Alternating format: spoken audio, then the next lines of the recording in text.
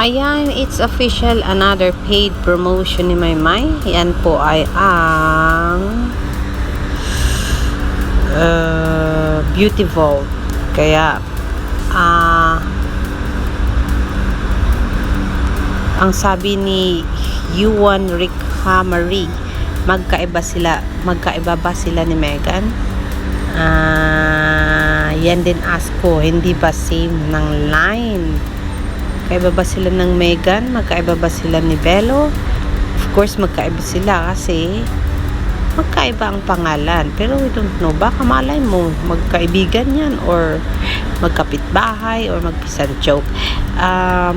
Yes, ang importante ay may bagong promotion si Meridel at may bagong paid promotion, may paid income at tuloy-tuloy lang ang buhay kahit nasa pandemya. Hindi naputol yung mga endorsement niya, promotions niya, and talagang they trusted Maymay. Dahilan nga si Maymay maraming taga-subaybay. So naniniwala sila na kung si Maymay ang kanilang ipa-endorse ng kanilang mga produkto, ay itatangkilikin ito ng mga supporters ni Maymay. Kaya kahit na may issue ng sinasabing may nagsabi daw na wag daw ibigay kay Maymay ang mga endorsement kasi daw mga toxic daw ang mga fandom ni Maymay. But then nasa ano yan ng endorser kasi decision nila yan kasi talagang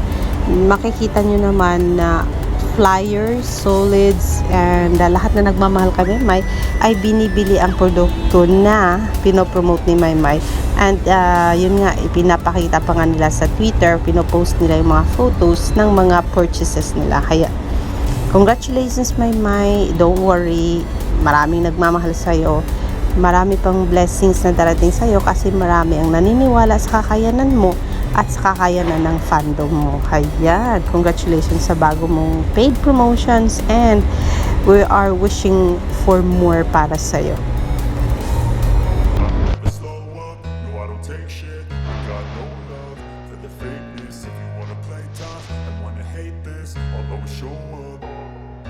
I don't ever slow up, no I don't take shit. I got no love for the fakeness. If you wanna play tough and wanna hate this, I'll always show up and make a statement. I don't ever slow up, no I don't take shit. I got no love for the fakeness. If you wanna play tough and wanna hate this, I'll always show up and make a statement. Everything I do so instinctive and so passionate. Every word I move so descriptive like an adjective. I got alright.